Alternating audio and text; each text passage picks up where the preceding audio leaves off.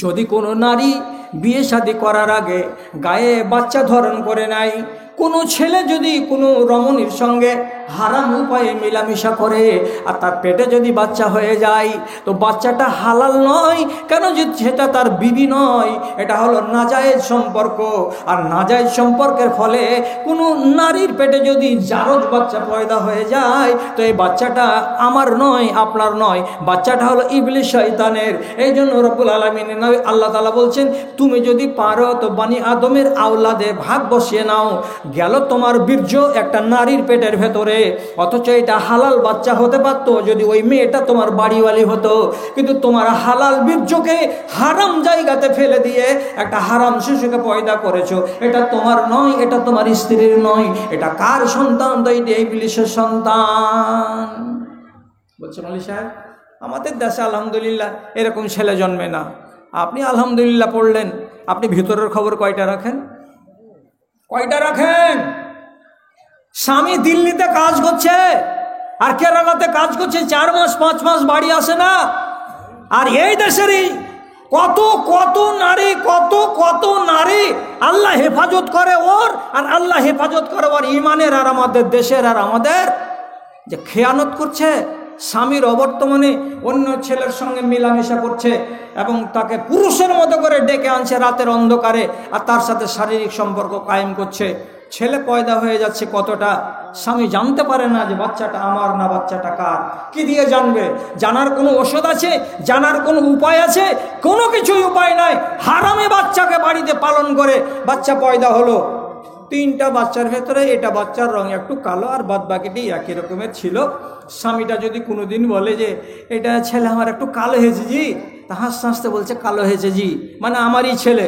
আমার দাদু নাকি কালো ছিল, মেনে যে তোর দাদু কালো ছিল বলে তোর এই 3 নম্বরটা কালো, কিন্তু অ্যাকচুয়ালি হিসাব আল্লাহ জানে, আমি জানি না। তোর স্ত্রী খেয়ানত করেছে, এটা তোর বীর্য থেকে পয়দা হওয়া বাচ্চা নয়। দেশের মাটিতে 1000টা নারী স্বামীকে বিদেশে পাঠিয়ে আজকাল লানতের কাজ করছে। 1টা 2টা বিচার করি না, 1টা 2টা ফতোয়া করি না, মাসে 3টা 4টা 3টা 4টা করে ফতোয়া দিতেই আছি, দিতেই আছি, দিতেই আছি। এগুলো হচ্ছে হারামি সন্তান। পুরুষটাও জানে না, ও নিজের হালাল সন্তান মনে করছে। আর নারী বলতে দেয় না, কেন? বলতে গেলে লাত খাবে আর বাড়ি থেকে ভাত উঠে যাবে। এই জন্য হারামি সন্তানকে পেটে জন্ম দিয়ে তারপরে তাকে নিয়ে গৃহস্থালি করে খাচ্ছে। ইবলিস শয়তানের হলো এইগুলো শয়তান। এই বাচ্চা আর কোনগুলো বাচ্চা? আর মালে কেমন করে ভাগ বসে? মালে ভাগ বসে কেমন করে তো ভালো করে বুঝেন।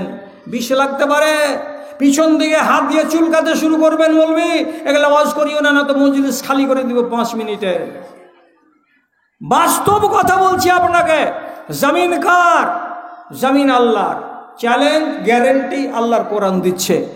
আজ জমিন হলো আমার, তোমার জমিন নয়।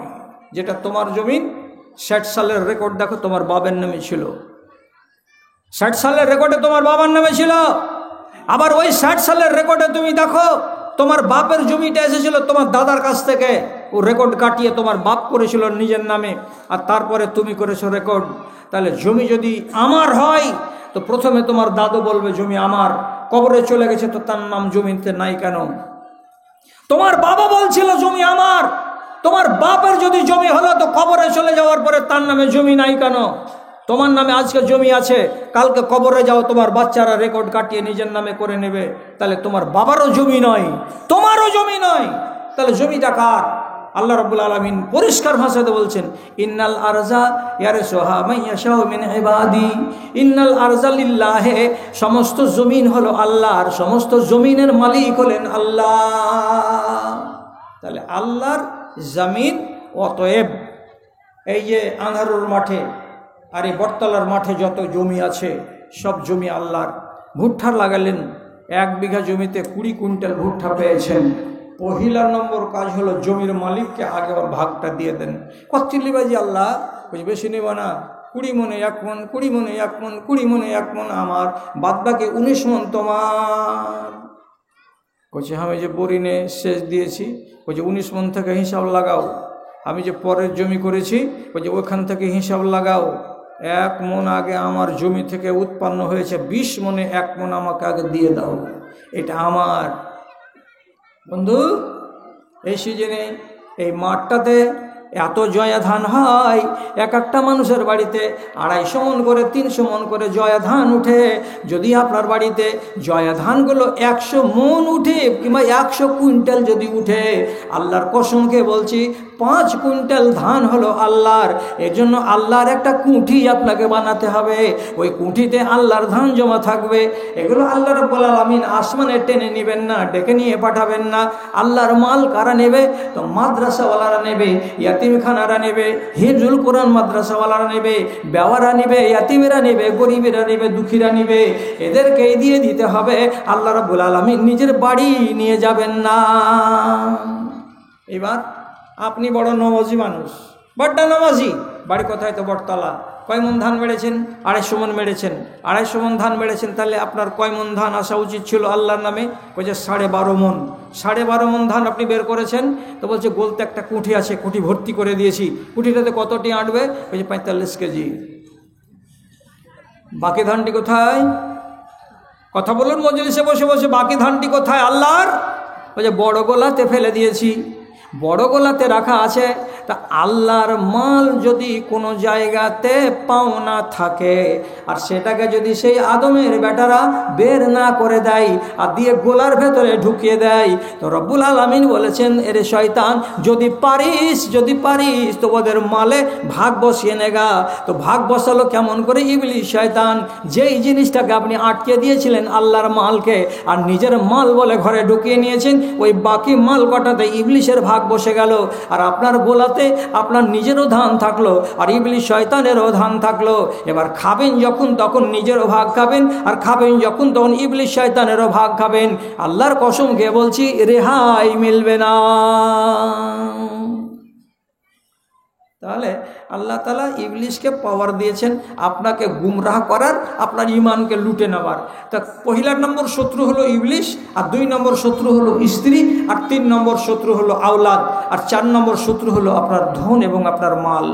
মালের যদি সৎ ব্যবহার করতে না জানেন, তাহলে পরে মাল আপনাকে গায়রত করে ছেড়ে দেবে।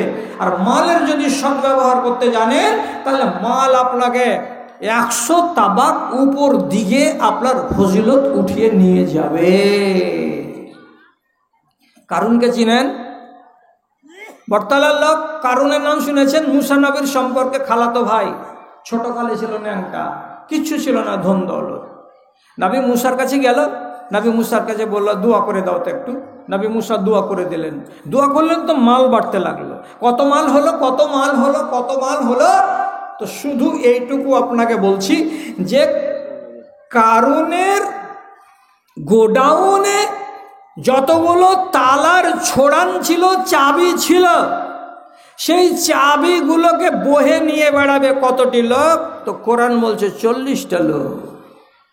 40টা লোক নওজওয়ান নিযুক্ত করা ছিল, শুধু চাবি নিয়ে বেড়াবে। তাহলে চাবি যদি 40টা লোকের বোঝা হয়, তাহলে তালা কতটি ছিল? আর তালা যদি এতটি হয় তো গোডাউন কতটি ছিল? আর গোডাউন যদি এতটি হয় তো ধন মাল কতটি ছিল? আপনি আন্দাজ করেন তো কারুনের মালের তাহলে কত হতে পারে? সুবহানাল্লাহ। এই মানুষটাকে নবী মুসা একদিন গিয়ে বললেন, কি বললেন? ওয়াহাসান কামা আহসানাল্লাহু ইলাইকা, হে কারুন, তোমার উপরে আল্লাহ যেভাবে মেহেরবানি করেছেন, দয়া করেছেন, ঠিক সেই রকমই তুমি মানুষের উপরে দয়া করো, মানুষের উপরে একটু এহসান করো। এর মানে কি? গরিবের ভাগকে ভুলে যেও না, এতিমের ভাগকে ভুলে যেও না। ওদের নামে কিছু দিতে হয় আল্লাহর ওয়াস্তে, তো তোমাকে বলছি কিছু আল্লাহর ওয়াস্তে দাও।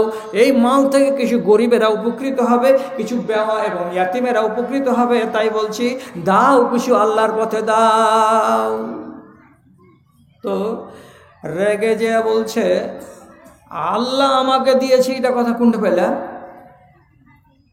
কে বললো যে আল্লাহ দিয়েছে? নিজের বাহাদুরি ছাড়লো, কি বলে? উতিতুহু আলা ইলমিন, আমি এমন একটা বিদ্যা জানতাম, সেই মন্ত্র পড়ে সেই বিদ্যা দ্বারাই আমি মাল উপার্জন করেছি। এখানে কাউরি অবদান নাই, এখানে কারি ফজিলত নাই, কাউরি মেহেরবানি নাই, কাউরি হাত নাই। যা করেছি আমি বুদ্ধির জোরে করেছি, যা করেছি আমি কৌশলের জোরে করেছি। আমি একটা মালের কিঞ্চিত পরিমাণ দিতে পারবো না। হাজার হাজার উট আছে, 10টা দিলে কি হবে রে? হাজার হাজার ছাগল আছে, 10টা ছাগল দিয়ে দিলে কি হবে রে? কিছুই তো হবে না। বলছে একটা ছাগল দিব না, একটা উট দিব না। দিলই না, দিলই না, দিলই না। আল্লাহ তাআলা বলছেন এই মাল তোর তকদিরকে খারাপ করেই ছাড়বে। কি খারাপ করতে গেল? আল্লাহ রাব্বুল আলামিনকে চ্যালেঞ্জ দিল যে আমার ধন আর মালের কাছে কে লাগে আর কার কথা বলতে এসেছো? একদিন আল্লাহকে গরম দেখাবার জন্য 500-700 জন মিলিটারিকে রেশমের পালান চড়িয়ে, রেশমের পালানের উপরে ঘোড়াগুলোতে সোনার লাগাম লাগিয়ে এবং ঘোড়াগুলোর পায়ের তলায় সোনার লাল লাগিয়ে, সোনার লাগাম এবং রেশমের পালানে 500 জন লোককে ছড়িয়ে নিজে সামনের সারিতে বসে খাট খাট খাট খাট খাট খাট করে চলে যাচ্ছে। নবী মূসাকে দেখাবার বলবে, কি বকছিলি? দেখ কারুনের তামাশা, দেখ কারুনের কত ইজ্জত, দেখ কারুনের ধন আর মাল কত আছে আর কত নাই। এ বলে যখন চ্যালেঞ্জ জানাতে গেল, আল্লাহ রাব্বুল আলামিন বলছেন একবার ধনের গৌরব করেছিলি, আমার নামে একটা গরিবের নামে একটা ছাগল ভেড়ে দিতে পারিসনি। আবার আজকে তুই আমাকে গরম দেখাবার জন্য এতটি মিলিটারি নিয়ে এরকম করে সোনার লাগাম লাগিয়ে সোনার পালঙে চড়ে তুই এইরকম করে দুনিয়াকে দেখাতে বসেছিস। আল্লাহ রাব্বুল আলামিন আসমান থেকে আদেশ করে বলছেন জমিনকে, এ জমিন আমি তোর মালিক তোকে বলছি, জলদি করে এই মালাউনকে নিজের পেটের ভেতরে ভরে নি, ওকে 1 মিনিটের জন্য বাইরে রাখতে হবে না। ফাখাসাবনা বিহি ওয়া বিদারিহি, আল্লাহ তাআলা বলছেন জমিন ফেটে গেল। আর যেমনি জমিন ফেটে যাওয়া, তার 500 জন মিলিটারি এবং কারুন সমেত, তার ঘোড়া সমেত, তার সৈন্যবাহিনী সমেত তারা জমিনের ভিতরে ঢুকে গেল। এবং নবীজি বলছেন ইন্নামা ইউজালজিলু ফি বাতনিল আরজে ইলা ইয়াউমিল কিয়ামাতে, যতদিন পর্যন্ত কিয়ামত না হবে ততদিন পর্যন্ত কারণ জমিনের ভেতরে ঢুকেই যাবে। প্রতিদিন আঘাত করে, প্রতিদিন 4 আঙুল করে, প্রতিদিন 6 আঙুল করে, প্রতিদিন 1 হাত করে ঢুকেই যাচ্ছে, ঢুকেই যাচ্ছে, ঢুকেই যাচ্ছে। কতদিন ঢুকবে, কতদিন ঢুকবে? নবীজি বলছেন যেদিন কিয়ামত কাছে আসবে সেই দিন জমিন ফুঁড়ে কারণের দেহ বেরিয়ে আসবে। যেদিন কারণের দেহ মাটি ফুঁড়ে বেরিয়ে যাবে সেদিন জানতে হবে কিয়ামত কাছে এসেছে। তার আগে কারণ কিন্তু মাটির ভেতর থেকে বেরিয়ে আসতে পারবে না। মালের অসৎ ব্যবহার যখন হলো, আল্লাহ তাআলা ওকে গায়রত করে দিলেন, ঢুকে গেল মাটির তলাতে, আর আজও ঢুকে চলে যাচ্ছে। মুসলমানেরা আমাদের দেশে যত আছে সব দিক দিয়ে ঠিক আছে। আমাদের শেরশাবাদ জাতিতে যারা আহলে হাদিস তারা ধর্ম মানার দিক দিয়ে ঠিক আছে, নমাজ রোজা তো করে বটে, কিন্তু শতকরা 95টা মুসলমান জাকাতের মশলাতে ফেল। জাকাত বলতে গেলে আরকে চক্ষু চড়ক গাছ, ওসরের কথা বলতে গেলে আরকে মগজ খাট্টা হয়ে যাবে। আর নারীদেরকে যদি পর্দার কথা বলা যায় আর ওরাকে যদি শুধু নিষেধ করা যায় যে হলদি লাগাতে যাবে না কাউকে, আর পরের বাড়ি কাউকে থুবড়া খাওয়াতে যাবে না, যদি নিষেধ করা যায় তো এদের গাল ফুলে একবারে এতক্ষণে মোটা পাউরুটি ঢুকে যাওয়ার মতো হয়ে যাবে। এইটা ওয়াজ কেন মৌলবীরা করে? নারীদের পর্দা নাই, আর মুসলমান সমাজের বেটা ছেলেদের মাঝখানে এই ওসরের মাল আর এই জাকাতের মাল, এই কথাটাকে মানার মানসিকতা আজ পর্যন্ত তৈরি হয়নি আমাদের দেশে। না হলে একটা মানুষ যদি ঠিক করে ওসর বের করে, আপনার গ্রামে কোন কথা শামসি অঞ্চলের লাইট নিয়ে জ্বালিয়ে বেড়াতে হবে, গরিব কোথায় আছে জি, গরিব কোথায় আছে জি, গরিব কোনটা লোক জি? হ্যাঁ, একটা বাড়ির বেওয়াকে আপনি যদি আপনার ভাগ থেকে আদমন দেন, আর ওই টলাতে যদি 20টা লোক থাকে আর আদমন করে যদি 82 জেনে দেয়, তাহলে ওই বেওয়াটার 10 মণ ধান হবে। ও আর বাহিরে গাঁ ভাঙতে যাবে? তবে যেগুলা কুমারগঞ্জ থেকে যায় আর ওই মহানন্দা ব্রিজ থেকে যায়, এই ছুচকিরা হলো কি, এরা হলো নিশাখোর, এরা হলো স্বার্থপর ভিখারি। এই খানগিরাকে 1টা পয়সা দিয়ে মানে লাভ হবে না, আর এরা আসল ভিখারি নয়। এরা হলো জাত ব্যবসায়িক। ওর দিন হলেই, আজকে রবিবার, কোথায় তো মালদা টাউন, আজকে মঙ্গলবার, আজকে কোথায়? তো শামসি। পরশুদিন সোমবার, কোথায়? তো কুমেদপুর। দিন ভাগ করা আছে। আর ওই যতটি কামিনা বেটি ছেলে আছে এই এলাকার, কুমারগঞ্জের, আর ওই মোহনগঙ্গা ব্রিজ থেকে 100টা মতন বেরিয়ে আসবে, সারাদিন টোটো টোটো টোটো টোটো করে 500 টাকা ইনকাম করে বাড়ি যায়, গুনে গুনে গেঁথে গেঁথে রেখে দেবে। একটা ফকিন্নি গরিব নয়, সবাই সোনার গয়না পরছে আর ভালো ভালো শাড়ি পরছে, কিন্তু ভিক্ষা করাটা কি? এটা হলো নেশা। বসে থেকে থেকে দিন কাটাবো, 500 টাকা করে দিনে ইনকাম হয়েছে। এদের দিয়ে স্বভাব নাই। আর যে চাইতে জানে না, আপনার মুখের দিকে তাকিয়ে আছে, তো আপনি ওই মুখখানাকে পড়তে জানেন না বলে আপনি ওকে 5 টাকা দিয়ে সবুর করে নিচ্ছেন, অথচ ওইটা আপনার গ্রামের, ওর হকদার। যদি আমাদের দেশের লোকেরা ওসরের মশলাটাকে মানতাম আর জাকাতের মশলাটাকে মানতাম, তাহলে আমাদের দেশের কোনো ছেলের, কোনো মেয়ের, কোনো গরিবের শাড়ির আর লুঙ্গির আর খাবারের ওয়াকাতি ফেলবে না। হ্যাঁ, এদেশে আবার এমনও বাচ্চা আছে যেই বাচ্চা আপনার ইমানকে ঠিক করে বাড়িতে থাকতে দিবে না আর আপনাকে ইমানি জিন্দগি কাটাতে দিবে না। অনেক বাপ কাঁদছে ছেলের জন্য, অনেক বাপ মা কাঁদছে নিজের মেয়ের জন্য। আওলাদের জ্বালাই মা আর বাবার চোখে ঘুম নাই, মনে সুখ নাই এবং শান্তি নাই। এইগুলো কাল আওলাদ হচ্ছে আপনার ইমানের জন্য চ্যালেঞ্জ। ভালো আওলাদ নেই। আবু বকর সিদ্দিকের বেটা, তার নাম আব্দুর রহমান। আব্দুর রহমান তরো তাজা নওজোয়ান, বিবাহের বয়স হলো, বিয়ে দিয়ে দিলেন। বিয়ে দিলেন তো দাদা আর ভাই আমার, এটা তো কোনো লাজের কথা নয়। নতুন যৌবন কালে ছেলে স্ত্রীর মুখ দেখতে পেয়ে বেশি বেশি সময় দিচ্ছে বাড়িতে। ঘরের ভেতরে বসে বসে বউ আর বেটা গল্প করছে, ফুসুর ফুসুর ফুসুর ফুসুর করছে। হযরত আবু বকর সিদ্দিক দেখলেন, আমি আমার বেটা আব্দুর রহমানের যেদিন থেকে বিয়ে দিয়েছি, সেদিন থেকে আমার বেটা আব্দুর রহমানের জোহরের নামাজের 4 রাকাত সবটি জামাতে পাই না। কোনো দিন 2 রাকাত ছুটে যাচ্ছে, কোনো দিন 1 রাকাত ছুটে যাচ্ছে। আমার বেটা যেদিন থেকে বিয়ে দিয়েছি, ফজরের নামাজ পড়ার পরে ওইখানে বসে বসে জিকির আজগার করে না আধ ঘন্টা। যেমনি সালাম ফিরা হলো, চট করে বাড়ি পড়ি আসে, ফুরুত করে এসে আবার ওই বিবির কাছে বসে বসে ফুসুর ফুসুর করছে। তিনি দেখতে পেলেন বিয়ে দেওয়ার কারণে আমার এই বৌমা আমার বেটার ইমানকে নিচু দিকে নামাতে শুরু করেছে, নিচু দিকে তলানিতে ফেলতে শুরু করেছে। তখন কি করলেন? ফাআমারা ইবনাহু আন ইউতাল্লিকা যাওজাতাহু। আবু বকর বলছেন, বেটা আব্দুর রহমান, আমি তোমার বাপ বলছি, আমি তোমার পিতা বলছি, আমার কথাটা শোনো। এই বউটাকে তালাক দিয়ে দিতে হবে, বউটাকে রাখা চলবে না। তালাক দাও, বউকে তালাক দাও।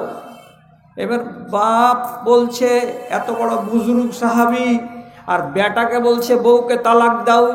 বেটা যদি কথা না শুনে তাহলে পরে হয়তো বড় ঝগড়া ফাসাদ হয়ে যেতে পারে।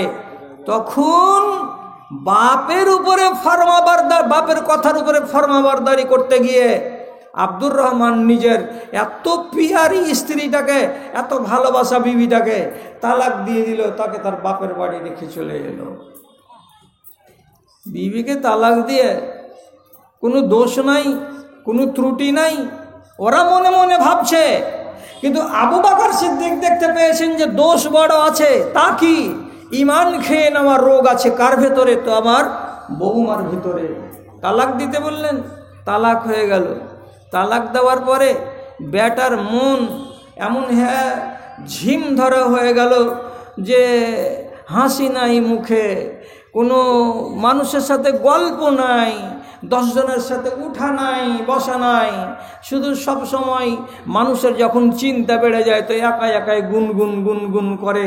ঠিক তেমনি ও বাইরে যাচ্ছে তো পাহাড়ের কিনারায় একলা একলা গুনগুন করছে, বাঁশি বাজে না, মন হাসে না, অন্তর কাঁদে। আসমারে তুই নয়নের কাজল, তোর জন্য আমি হয়েছি পাগল, বাঁশি বাজে না, মন হাসে না, অন্তর কাঁদে। যেখানেই যাই খালি ওই বিবির নাম, খালি ওই বিবির নাম, মন কাঁদে প্রাণ কাঁদে, তোর জন্য দিন যায় না রাত যায় না। যখন চুন হাগা মুরগির মতো ঝিম ধরা হয়ে গেল, তখন কেউ আবু বকরকে যে বলছে, কি করলা, এত ভালো ছেলেটা কি হলো, তুমি বিবিটাকে ছাড়িয়ে দিয়ে কি করেছো ছেলেটাকে?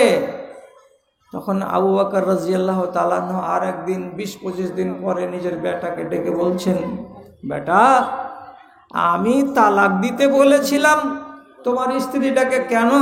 তো তুমি মনে মনে ভাবছো যে তোমাদের সুখ আমি দেখতে পারিনি বলে? এটা কথা নয়।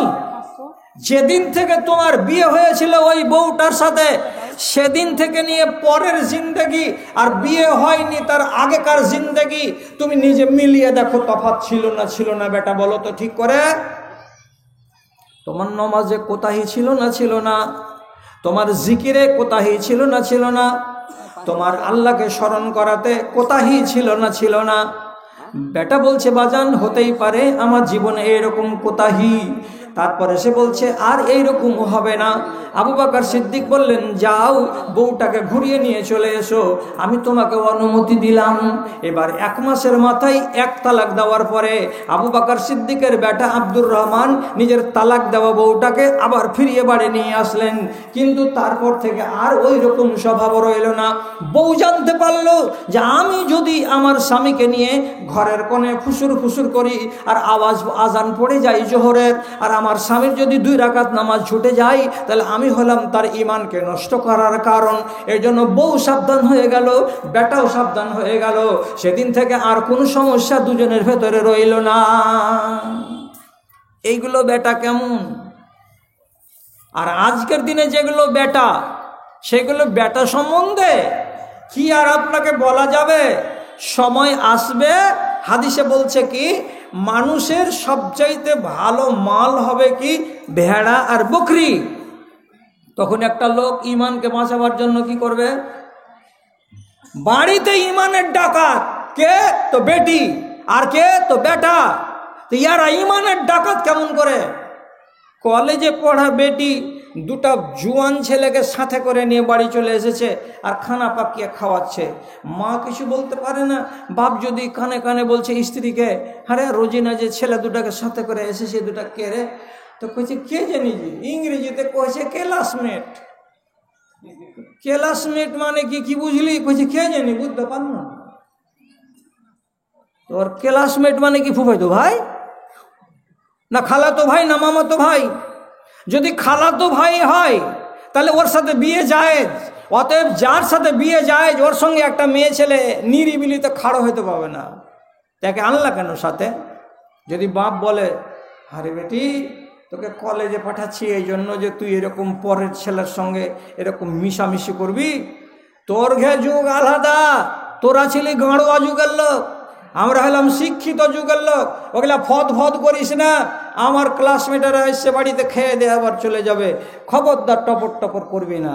আপনি যদি নিজের ঈমান বাঁচাতে চান তো বেটির বিরুদ্ধে কথা বলতে যাবেন না।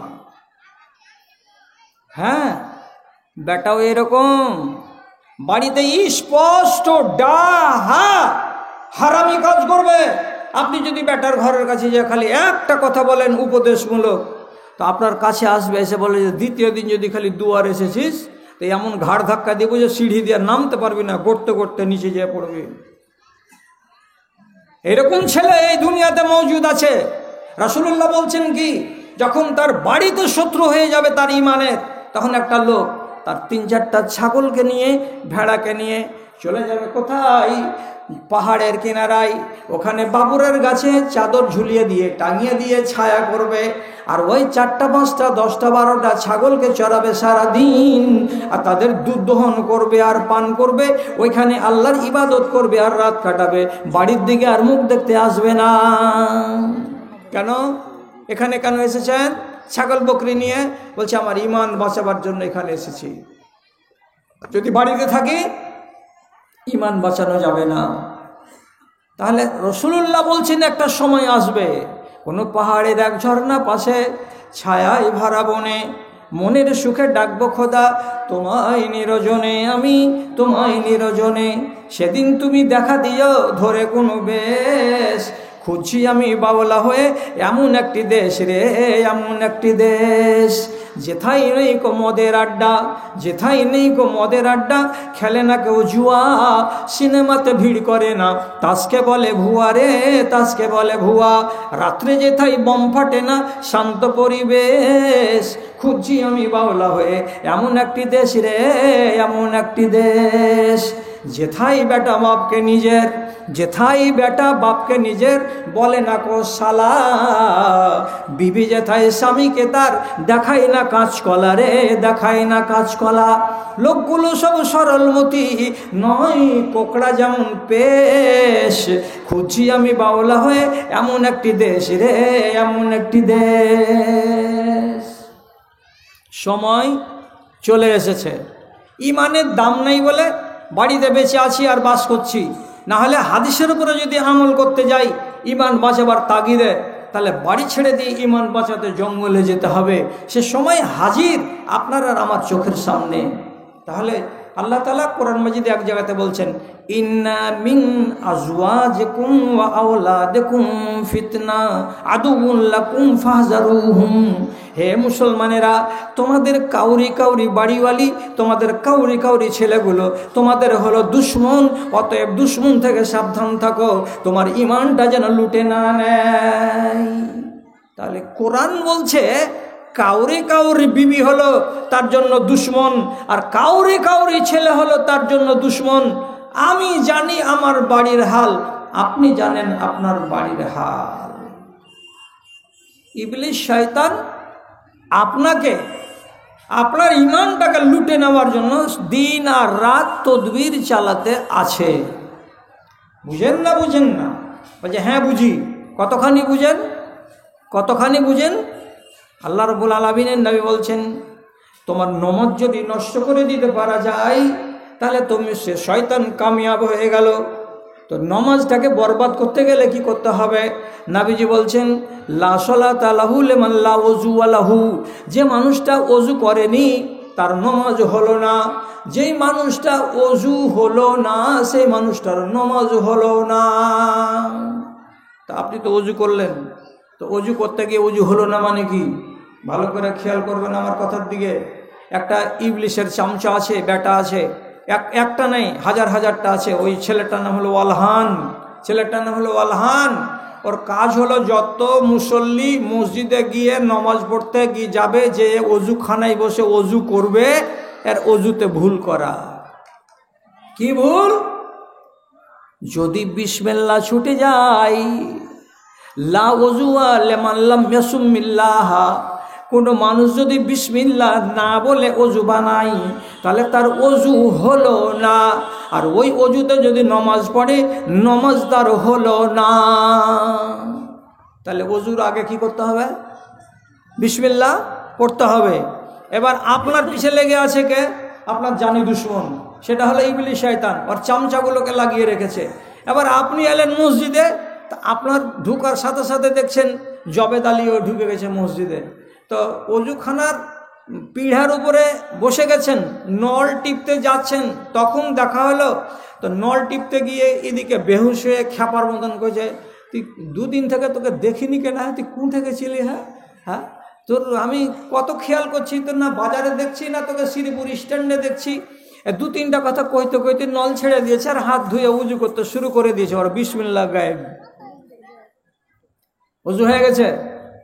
এবার অজু হয়ে গেল, পানি ঝাড়া দিয়ে দিল শরম গায়ে, আর দেওয়ার পরে এবার নমাজে দাঁড়িয়ে গেল। বিনা বিসমিল্লাতে অজু করে দিয়ে যে ব্যক্তি নমাজে দাঁড়ালো তার তো অজুটাই হলো না, আর যার অজুটাই হলো না তার নমাজটা হলো, তো তার নামাজ হলো না। কাজ বেড়ে দিয়েছে কে? তো ইবলিস শয়তান। ও বলছে আমি তো তোর পাশে লাগা আছি, তোর নমাজ নষ্ট করতে পারলেই আমার কাজ। আর একটা চামচা আছে, ওর নাম হলো খিনজা। ও কি করবে?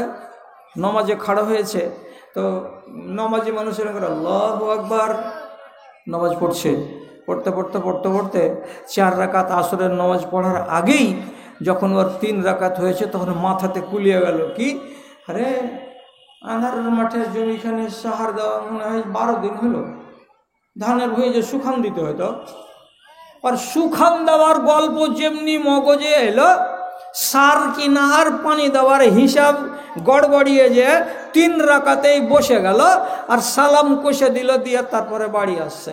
কয় রাকাত পড়াইলে আসরের নামাজ? তুই বলছিস 4 রাকাত, কিন্তু পড়েছো কয় রাকাত? 3 রাকাত। তোমার সত্যানাশ করে দিয়েছে কে? ইবলিশের বেটা। আসরের নামাজ 4 রাকাত পড়া দরকার ছিল, পড়ে নিয়েছো তুমি 3 রাকাত, আর দেওয়ার পরে মনে মনে বলছে যে আমি ঠিকঠাক কাজ করে এসেছি। না, ঠিক কাজ করে আসতে পারেননি আপনি, অতএব ইবলিশ শয়তান আপনাকে লুটে নিয়েছে। তাহলে ইবলিশের একগুলো চামচা এই কাজে লাগা আছে। ই হলো 1 নম্বর শয়তান। এর থেকে হিফাজতে থাকতে হবে আপনাকে কি দিয়ে? তো নিজের দুয়াটিকে ঠিক রেখে। শতকরা 95টা লোক পিসাব যখন কটকটে হ্যাঁ চাপবে তখন দৌড়ে যাবে পিসাবখানায়, তার আগে যাবে না। আর তাড়াতাড়ি করে কাপড় উঠাতে বা বুটাম খুলতে গিয়ে বা দুয়ার খেয়াল শেষ, বিনা দুয়াতে বসে গেল, পিসাব করে চলে এলো। এই জায়গাতে যদি কোনো মানুষ বিনা দোয়াতে যায় আর বিনা দোয়াতে পিসাব করে বাড়ি আসে, তাহলে তার জন্য তো কিছু গুনাহ লেখা হয় আছেই, উপরন্ত ইবলিশ তার উপরে চেপে ধরার সুযোগ পায়। এ কথাটাই সহিহ হাদিস থেকে সাব্যস্ত। এই জন্য নর আর নারীকে বলা হয়েছে নাপাক জায়গাতে ইবলিশ শয়তান বেশি সুযোগ পায়। অতএব তোমরা নাপাক জায়গাতে ঢুকবার আগে দুয়া পড়ো আর পড়ে নিজের ইমানকে বাঁচাও। আল্লাহুম্মা ইন্নী আউযু বিকা মিনাল খুবুসি ওয়াল খাবায়েসি। কিন্তু শতকরা 80টা ছেলেপিলে বর্তমান জামানার এটা দোয়া জানে না। আর যদি বলে জানে, তো ওই গুটখা খোরগেলা 10টা ডেকে নিয়েছে না, আমার আগা দিকে ওরাকে বলবো যে তুই কি কি দোয়া জানিস আমাকে শোনা তো। আল্লাহর কসম, যদি 2 থেকে 3টা পারে তো পারবে, বাদ বাকি একটাও দোয়া পারবে না। দোয়ার কোনো কারবারই নাই বর্তমান জামানাতে। দোয়ার নিয়ে কোনো মানুষের চেষ্টাই নেই, জানার আগ্রহই নাই। তাহলে ইবলিশ শয়তান আপনার ইমানকে লুটার জন্য এই তালে আছে। আর একটা কথা ভালো করে মায়েরা শুনবে আর ভালো করে ভাইয়েরা শুনবে, দয়া করে কথাটাকে ঠাট্টা করে উড়িয়ে দেবেন না। আল্লাহ তাআলা বলছেন ওয়াশারিকুহুম ফিল আমওয়ালি ওয়াল আওলাদ। আল্লাহ তাআলা বলছেন শয়তানকে, শয়তান যেমন চক্রান্ত করতে পারবি কর, যেমন ছল চতুরি করতে পারবি কর, আর আমার বান্দাদেরকে গুমরাহ করতে যাবি তো যা। এবং করতে করতে করতে করতে আল্লাহ তাআলা বলছেন যদি পারিস তো আমার বান্দাদের ধনে আর মালে তুই শরীক হয়ে যা, আর যদি পারিস তো আমার বান্দাদের ছেলে পিলেতেও শরীক হয়ে যা। কোন কথা? আমার মালে ইবলিশ শয়তান শরীক হবে, মেরে ওর দাঁত ভেঙে দিব। কি করে আমার মালে ওর ভাগ হতে পারে? আমার ছেলেতে ইবলিশ শয়তানের ভাগ আছে, কেমন করে হতে পারে?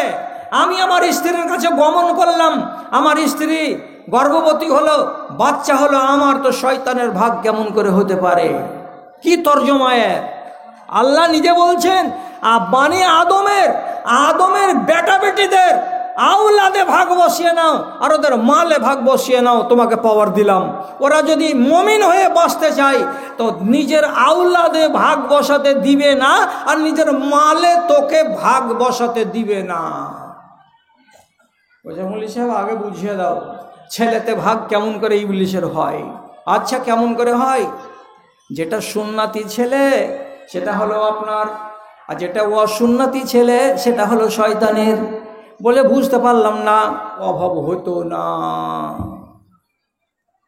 এ মজলিসে কত বেটি ছেলে আছে, আর 10 ভরি চাঁদির গয়না আছে বাড়িতে, জাকাত দেয়। বলছে জাকাত যদি দিই তাহারকে খাবে রে বাপ, আর জানলে লিবে তো তোর জানলে লিবে, তোর খাবির বাপ, তো তোর যে ইমান চলে গেল তো তোকে যে নরকে ভরে দিবে, তো কোনটা ভালো আর কোনটা মন্দ? খাবিরের বাপ ভালো না তোর জাকাতটা বের করে দেওয়া ভালো? জাকাত বের করতে রাজি নয়, অথচ 595 গ্রাম যদি চাঁদি থাকে কোনো নারীর কাছে আর যদি জাকাত না দেয়, কিয়ামতের দিন তোর ঘাড়ে ছাগল হয়ে, ভেড়া হয়ে, বকরি হয়ে, গরু হয়ে চড়ে থাকবে আর হাম্বা হাম্বা করে চেঁচাবে, অতক্ষণ পর্যন্ত ছাড়বে না যতক্ষণ জাহান্নামে তোকে না ভরবে, ততক্ষণ ঘাট থেকে নামবে না। ফুটানি করছে সোনা পেয়ে আর চাঁদি পেয়ে, যে আমার চাঁদির আর সোনার কোনো জাকাত লাগবে না। হাজার হাজার মন ধান মারছ আর মাত্র আধ মন আর 1 মন ধান বের করে বাটনা মাদ্রাসাতে 15 কেজি দিলা, আর কাতলামারিতে 15 কেজি দিয়ে দিলা। দেওয়ার পরে হাত ঝাড়া দিয়ে বলছো সব জাকাত বাহির করে দিয়েছি, শ্বশুর বাহির করে দিয়েছি। তৈরি থাকো, আছিলা রে আল্লাহ, আল্লাহ তাআলা তৈরি করে রেখেছেন এই সমস্ত জাকাত খোরের ঘে আর অসুর খোরের ঘে জন্য। কেন এটা পোকা লাগাই ইমান নিয়ে কেন বেঁচে থাকবেন দুনিয়াতে? ভাই, আমি যে কথাগুলো বলতে যাচ্ছি হজম করতে পারবেন? আব্দুল্লাহ, সাহাল বিন আব্দুল্লাহ বলে এক তাবেঈ, ওর মা আর ওর 2 ভাই ওর নামে কেস করলো আব্দুল্লাহ বিন মুবারাকের কাছে। একটা বড় আলেমে দিন আব্দুল্লাহ বিন মুবারাকের কাছে কেস করে যে বলছে, মাওলানাজি একটু বিচার করে দেন ঠিক করে। কি হয়েছে বাবা? বলছে আমার বেটা সাহাল বিন আব্দুল্লাহ কিছু টাকা পয়সা জমা রাখলো না, সব সাদগা করে দিল, খায়রাত করে দিল, গরিব আর ফকিরকে দেখে সব দান করে করে বাড়িকে ফাঁকা করে দিল। ও আকশা আলাইহিমুল ফাকরা, আমাদের ভয় হচ্ছে যে আমার এ ছেলেটা ফকির হয়ে যাবে, আমার বাচ্চাটা গরিব হয়ে যাবে, তার কাছে ধন মাল কিছু থাকবে না। কেন যে ধন মাল কিছুই রাখে না, সব আল্লাহর পথে খরচ করে দেয়, খরচ করে দেয়, খরচ করে দেয়। আপনি একটু বুঝান ছেলেটাকে যাতে আপনার কথাতে সাবধান হয়ে যায় আর মালগুলোকে বরবাদ না করে দেয়। বলছে তোমার ছেলেকে এনেছো সাথে? বলছে না আনিনি, কালকে নিয়ে আসবেন ছেলেটাকে সাথে করে। তারপরের দিন সাহাল বিন আব্দুল্লাহকে সাথে করে ওর মা আর ওর 2 ভাই এসেছে মাওলানা আব্দুল্লাহ বিন মুবারাকের কাছে। আচ্ছা, তখন বলছে এইটা ছেলে, এই ছেলের জন্য আমরা আপনার কাছে কেস করেছিলাম। তো ছেলে তাজ্জব বনে যা বলছে, কি ব্যাপার মা? বলছে তোমার বিরুদ্ধে কেস করেছি মাওলানার কাছে বিচার নিব বলে। তখন ছেলে বলছে, ওস্তাদজি আমার মা আপনার কাছে কি কেস করেছে? তো বলছে বাবা তোমার মা আর তোমার 2 ভাই তোমার বিরুদ্ধে কেস করেছে এই যে তুমি তোমার বাড়ির টাকা পয়সা, চাল, ধান, গম, আটা কিছুই রাখতে চাইছো না, সব গরিব দুঃখীকে সবকে বন্টন করে দিচ্ছ। তো তুমি কি নিজে ফকির হয়ে যাবে নাকি?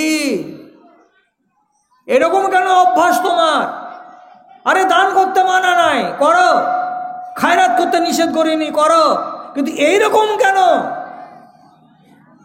তখন সাহাল বিন আব্দুল্লাহ বলছে, মাওলানা আপনি পড়াশোনা মানুষ, আলেমে দিন, আপনাকে তো বুঝাতে আমি পারবো না, তবে একটা কথা বলছি, যদি আমার কথাটা ঠিক হয় তাহলে তো ঠিক আছে, আর আমার কথা যদি ভুল হয় তাহলে আমি ঘুরিয়ে নিব, ফিরিয়ে নিব আপনার কাছ থেকে।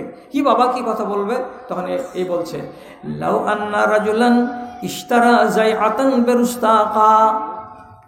এখানে হলো মদিনায় বাড়ি, আর এখান থেকে 200-300 মাইল পূর্ব দিকে সৌদি আরবের বর্ডারে একটা শহরের নাম হলো রুস্তাক শহর। তো লোকটা বলছে, সাহাল বিন আব্দুল্লাহ বলছে, একটা মানুষ যদি মদিনাতে বাস করছিল, এবার ও মদিনাকে ছেড়ে দিয়ে রুস্তাক শহরে পালিয়ে যাবে। তো রুস্তাক শহরে যদি পালিয়ে যায়, তো আপনি বলুন তো মদিনাতে তার মালগুলো যে আছে এগুলো রেখে দিয়ে চলে যাবে না এই মালগুলোকে ওখানে নিয়ে যাবে? বলেন তো ঠিক করে। আমার বাড়ি বটতলা, আমি পালিয়ে যাব শামসি, তাহলে বটতলাতে আমার বাড়ি ঘরের মাল ধনগুলো ফেলে দিয়ে খালি হাত চলে যাব না, মালগুলো আমি শামসি নিয়ে যাব? বলুন তো ঠিক করে। তখন আব্দুল্লাহ বিন মুবারক বলছেন, বাবা তুমি যখন মদিনা থেকে তোমার বাড়িকে হস্তান্তর করবে, নিয়ে চলে যাবে রুস্তাক শহরে, তো তাহলে তোমার বাড়ির খাট খাটলা চেয়ার আসবাবপত্র যত আছে সব তুমি নিয়ে চলে যাবে রুস্তাক শহরে? তখন বলছে, বাগে পেয়েছি ওস্তাদজি আপনাকে। হ্যাঁ, আমার যদি মদিনার অস্থায়ী বাড়ি থেকে আমি ওইখানকার বাড়িতে যাওয়ার কালে আমার সামানগুলোকে সব এইখান থেকে ওইখানে যদি হস্তান্তর করতে পারি, তাহলে ভালো করে বুঝুন দুনিয়াটা আমার বাড়ি নয়, আখেরাতটাই হলো আমার বাড়ি। অতএব দুনিয়াতে আমি আমার মালগুলোকে জমা রেখে দিয়ে আমি যাব না, আমার মালগুলোকে আমার আখেরাতের বাড়িতে ট্রান্সফার করে দিয়ে চলে যাব। এর মানেটা কি? আমার এখন 200টা দিরহাম আছে, আমি দিরহামটিকে ওই বাড়িতে ট্রান্সফার করে দেব। কেমন করে ট্রান্সফার করবে? বলছে গরিবকে আমি দিয়ে দেব, এই টাকাটা আমার জমা থাকবে, কিয়ামতের দিন আল্লাহ আমাকে এর বদলা দেবেন। আমার বাড়িতে একটা ছপের খাট আছে, আমি ছপের খাটখানা কোনো একটা বেওয়াকে, কোনো একটা ইয়াতিমকে আমি দিয়ে দেব। এই খাটখানা যদি ওকে দিয়ে দিই তো আমার মালিকানা থেকে বেরিয়ে গেল, আর মালিকানা থেকে যদি বেরিয়ে যায় তো এই বদলাটা কিয়ামতের দিন আমি আল্লাহর কাছে পাবো। এর মানে হলো এই, আমি আমার সামানগুলোকে আমার দুনিয়ার জীবন থেকে আমার আখেরাতের জীবনে পাঠিয়ে দিচ্ছি, এটা আমি ভুল কাজ করি না। যেমনই এই যুক্তিটা পেশ করা, আব্দুল্লাহ বিন মুবারক বলছেন তার মাকে ডেকে, ও খালাজান, খালাজান, আপনার বেটা হলো বুদ্ধিমান ছেলে, এমন ছেলেকে আমি বুঝাতে পারবো না। মাল যদি সে নিজের মাল যদি নিজের সে দান করে দেয় তাকে আটকানো যাবে না, তার রুজি রুটির ব্যবস্থা তাকে আল্লাহ তাআলা দিয়েছেন, কোথা থেকে সে পাবে সে নিজেই বুঝবে, আর কেমন করে মাল খরচ করবে সে নিজেই বুঝবে। আমি ওকে বাধা দিতে যাব না, আমি ওকে নিষেধ করতে পারবো না। ভাইরা আর মা ওখান থেকে খালি হাত ভরে চলে এলো। আর সাহাল ইবনে আব্দুল্লাহ বলছেন, আমি যেভাবে খরচ করছিলাম ওভাবেই খরচ করতে থেকে যাব, আমাকে কেউ নিষেধ করতে আসিও না। কেমন চালাকটা, কেমন হিসাবটা কেমন করে রেখেছে। মালকে আমি জমিয়ে রেখে আমার হিসাবটাকে ভারী করব না। তাহলে শেষ করি কথা, একটা কথা বলে, একটা হাদিস বলে। নবী করিম সাল্লাল্লাহু আলাইহি ওয়াসাল্লাম বলছেন, আদমের বেটারা দুটো জিনিসকে অপছন্দ করে। আদমের বেটা বেটিরা দুটো জিনিসকে অপছন্দ করে। কি কি দুটো জিনিস? এক নম্বরে হচ্ছে আল মউত, মউতকে অপছন্দ করে লোকেরা। অথচ নবীজি বলছেন, আল মাউতু খায়রুন ইনদাল ফিতনাতে, যেই যুগে ফিতনা বেড়ে যাবে গ্রামে, টোলাতে, পাড়াতে, দেশে, এলাকায়, সেই যুগে তোমার মরে যাওয়া ভালো হবে তোমার বেঁচে থাকার চাইতে। অথচ মানুষেরা মউতকে ভালোবাসে না। এক। আর দুই নম্বর কি? কিল্লাতুল মাল।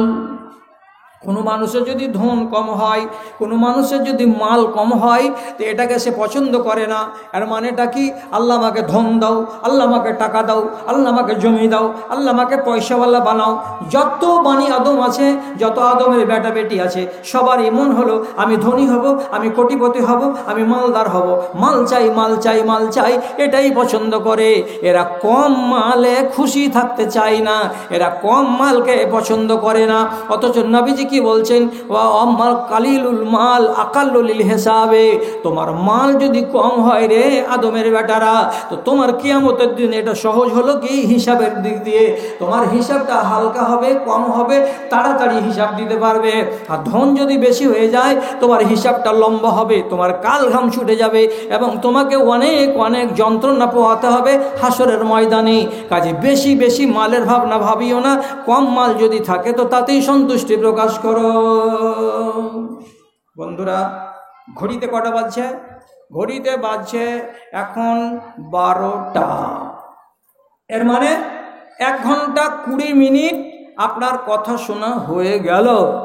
এর ভিতরে কতখানি নিজেকে স্বাবলম্বী করতে পারলাম, আর আগামী যে কটা দিন বাঁচব সেই কটা দিন আমি আমার শত্রুদের থেকে কতখানি নিজেকে নিরাপদে রাখবো আর রাখতে পারবো, এ বিষয়ে আপনাকে সজাগ থাকতে হবে। আপনার ঈমান, আপনার আহলিয়া, আপনার স্ত্রী কোনো কৌশলে যেন ড্যামেজ করতে না পারে। আপনার ঈমান, আপনার ছেলে আর মেয়ে কোনো কৌশলে যাতে করে খেয়ে নিতে না পারে।